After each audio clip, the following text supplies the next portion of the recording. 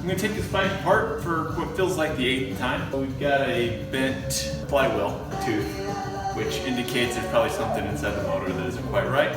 I'll do a quick time-lapse video to show it all going back together. All right, now I'm supposed to actually be doing a ton of real important work for my job, but I thought, what better thing to do than play to my ADHD and let's comment on a video that I don't necessarily need to be commenting on. So I'll walk you through what I'm doing here just for fun. So right now I'm going ahead and taking the bike apart. I've done this a handful of times because I had to rebuild the engine and the transmission.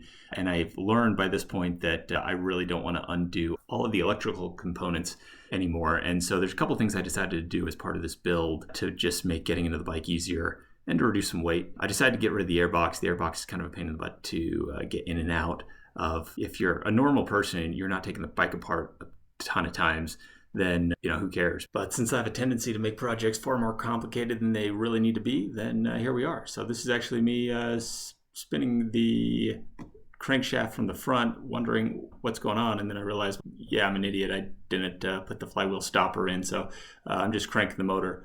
And really what I'm trying to do here, because that flywheel was bent, I'm trying to figure out what on earth bent it. I suspected that because I had just done an engine rebuild that maybe I jacked something up on the inside of the motor and something got jammed, and then the starter came along, kicked in, and bent the flywheel. But actually, by the end of this project, what I realized was the new starter I purchased was actually just garbage. I bought it on eBay. It was brand new, but it bent my flywheel. It jacked it up. So now I've got it up on the bench right there, and I'm grinding away that bent tooth. I tried to bend it back. It's just too strong, and I didn't necessarily have the right tools to bend it back. So I knew I was going to replace it at this point, and so I just grinded it down. And I'm putting it back in to test with that same broken starter to get a sense of what's going on here. Is this still something inside the motor, or is this nasty sound that I hear coming purely from the flywheel? So I've got the battery hooked up, and I'm hot starting it. What I'm realizing here is that nasty sound is that starter. So ordered some new parts, got used flywheel off a similar bike, and then a new starter. And the new starter worked great. The old starter, for whatever reason, was just too big. It was just getting jacked in there. And then you'll notice I got some of the extra air filters in there as well. So those air filters are part of the airbox delete that I talked about earlier. I just thought it looked cool. I don't know. I don't know how I feel about it now that it's done. It's kind of cool, but it also lowers the point at which the bike takes in air. And so when I'm doing a lot of water crossings on my off-road adventures over the course of a couple of days, I kind of worry about that. It looks super, super good if you're also giving a customized tail frame, but I'm not doing that in this case. So here what I'm doing, I've again realized I've got to stop that flywheel from spinning when I'm turning the motor. And this is really kind of a side project. It doesn't actually need to be done. There are other ways to stop that flywheel from spinning. Smart people just go buy a tool, but I decided to make one.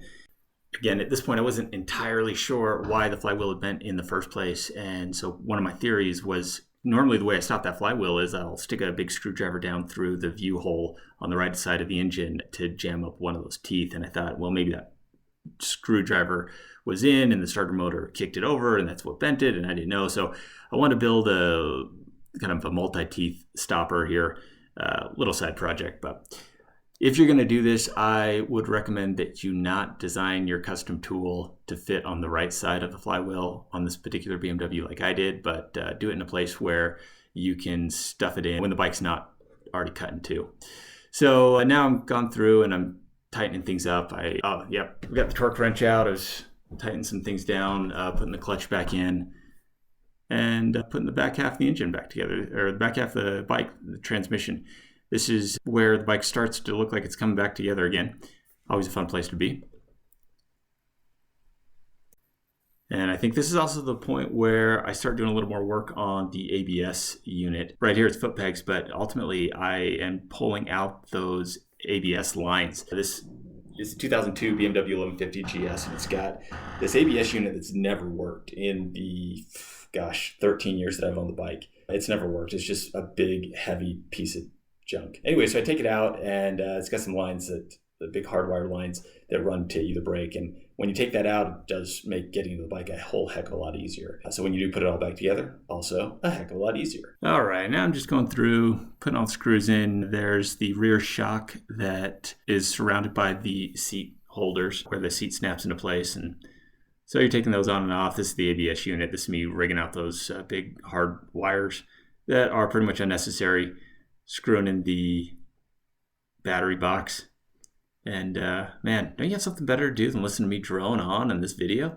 Tell you what, man, you can subscribe. Is that a thing people do on YouTube? I tell you to like and subscribe. I don't know why. Maybe I'll send out some more videos. Maybe I won't. You'll never know unless you subscribe. All right.